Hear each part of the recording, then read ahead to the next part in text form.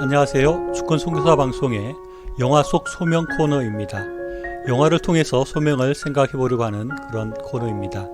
오늘은 클린트 이스트우드가 주연하고 감독한 그랜토니로라는 영화를 통해서 생각을 나누고자 합니다. 이 영화는 특별히 기독교 영화라고는 할 수 없지만 기독교적 의미가 좀 담겨 있고 또 소명에 대해서 생각해 볼 그런 여지가 있는 영화라고 생각이 듭니다.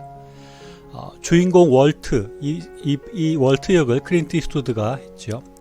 주인공 월트는 한국전에 참전했었고 미국의 대표적인 자동차 회사인 포드에서 오랫동안 근무하고 은퇴한 사람입니다.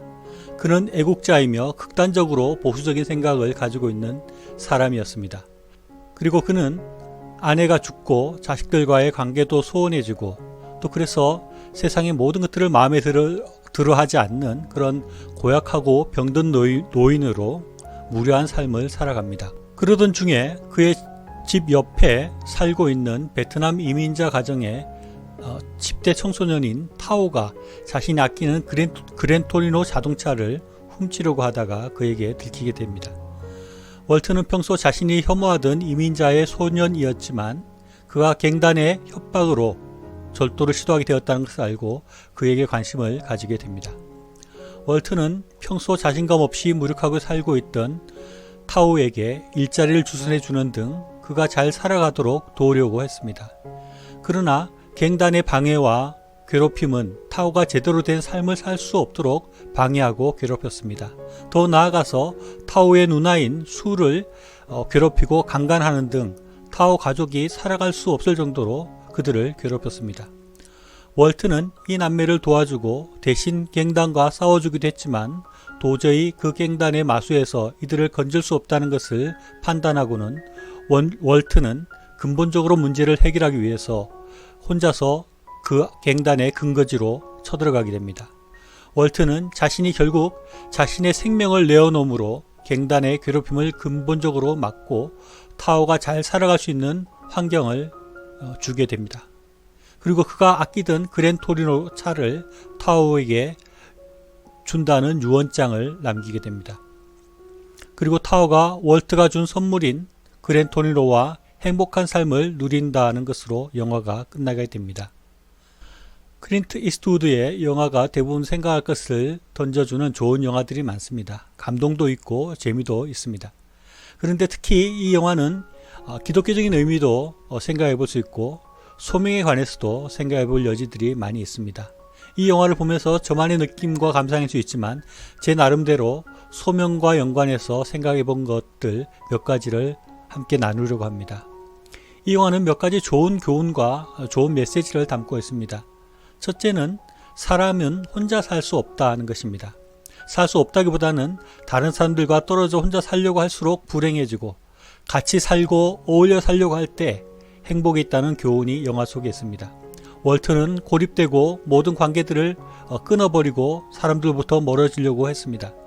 그러나 그가 싫어했던 이민자 가족들과 교류하게 되고 어울리게 되면서 그의 삶이 새로운 생기를 되찾게 되었다 하는 것입니다.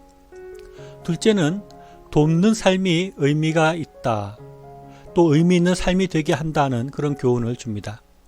월트는 무기력하고 불평과 불만이 가득했지만 자신이 도울 수 있는 힘으로 이웃을 도왔을 때 그의 삶에서는 생기가 생겨나고 즐거움이 생겨나고 의미 있는 삶으로 활력 있는 삶이 회복되었습니다.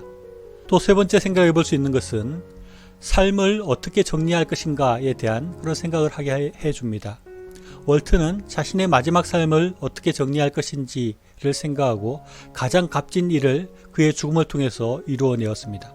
병들어 죽어가는 자신의 생명을 무기력하고 허물어져가는 타오에게 주어서 그 젊은 사람이 생기 있게 살아갈 수 있도록 하였습니다.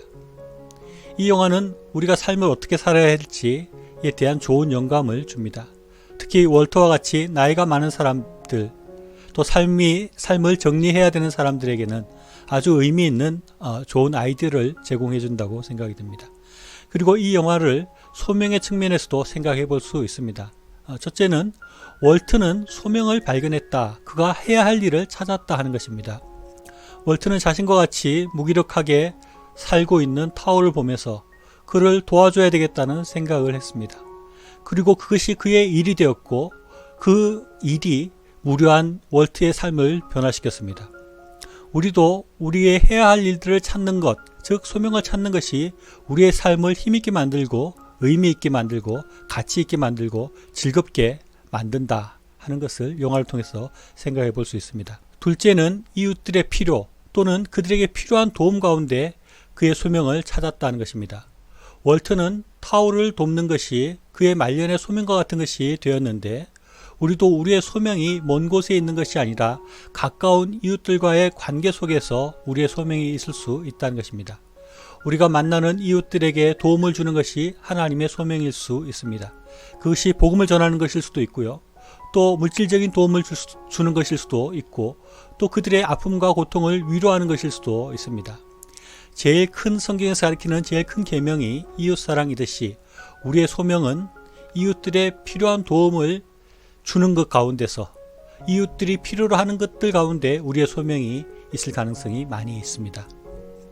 세 번째는 소명을 위해서 자신의 것을 내어놓는다 하는 것입니다. 월트는 타오를 돕기 위해서 결국에는 자신의 생명까지 내어놓았습니다. 모든 소명을 이루어가는 사람들이 생명을 내어놓아야 될 필요는 없을 것입니다. 그러나 소명을 위해서 우리의 것을 내어놓는 것, 우리를 희생하는 것은 꼭 필요한 일이라고 할 수 있습니다. 그것이 시간이든 물질이든 생명이든 소명을 위해서 우리가 그런 것들을 내어놓고 헌신해야 합니다. 월터처럼 또는 예수님처럼 우리의 것을 들여서 하나님의 소명, 즉 이웃을 섬기는 일을 할 수 있어야 하겠습니다. 그런 소명을 따라서 사는 삶은 월트의 삶에서 보듯이 삶의 활력을 가져다주고 진정한 기쁨을 맛보게 하며 진정한 사랑을 느끼게 해줄 것입니다. 들어주셔서 감사합니다.